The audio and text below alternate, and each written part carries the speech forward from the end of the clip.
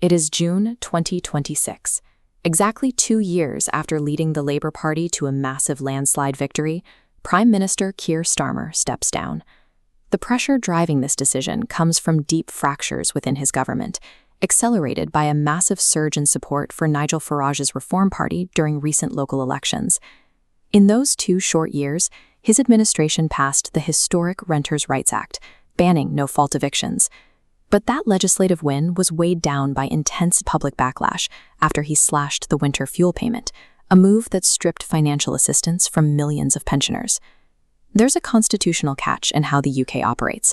When British citizens vote, they are electing a local member of parliament, not the Prime Minister directly. So despite a sudden collapse in national leadership, there is no automatic trigger for a general election.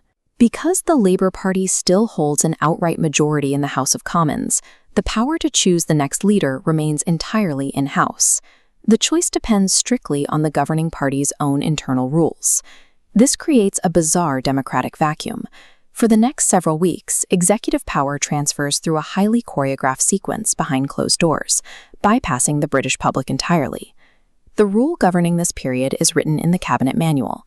It clearly states that prime ministers hold office unless and until they resign.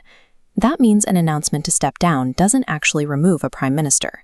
Keir Starmer remains in power, acting as a caretaker premier. While he waits, the party scrambles. They trigger internal election mechanisms to identify a successor, someone who can command the confidence of the House, like Andy Burnham. The outgoing prime minister is usually asked for their opinion on a successor, but the recommendation carries no legal weight. The decision is treated as advisory, preserving the traditional fiction that the premier is merely the king's minister. This waiting period officially wraps up in Parliament. The outgoing prime minister faces the House of Commons one last time, holding a final symbolic session of prime minister's questions. From there, they return to 10 Downing Street. Custom dictates they gather with their family outside that famous black door to make a final farewell speech to the press. The public-facing portion of the transition ends here. Legal authority now shifts to a private location miles away. The Prime Minister gets in their official car and drives up Whitehall, cruising along the red tarmac of the Mall.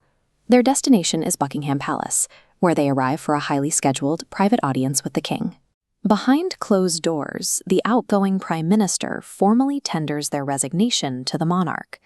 In that specific moment, the previous government is effectively turned off. This timeline shows the handover's sheer speed. In 2016, David Cameron's car left just 32 seconds before Theresa May's entered. Escorted into the King's private apartments, the monarch exercises the royal prerogative, asking them to form an administration. They simply reply, yes. No legal documents to sign, no physical seals of office, just a simple bow or curtsy, just a handshake, and legal authority is transferred.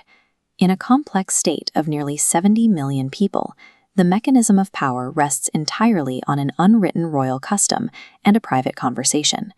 The shift in status happens the moment they leave the King's presence. As the new leader is escorted down the minister's staircase by the Lord Chamberlain, they are officially addressed as Prime Minister for the first time. They leave the palace grounds not in their own personal vehicle, but in the official prime ministerial car, a physical symbol of their newly acquired executive authority. Arriving back at Downing Street, the new Prime Minister makes a public statement of intent. They walk through the doors of number 10, greeted by the applause of civil service staff. Inside, the quiet, seamless constitutional handover collides with reality. They are immediately faced with the massive democratic pressures of 2026, an ongoing housing crisis, shifting voter loyalties, and severe economic strain. And they must navigate these crises knowing the public had absolutely no direct say in this specific transition of power. The British Constitution resolves modern political crises through unwritten monarchical rules, moving leadership forward without a single new ballot being cast.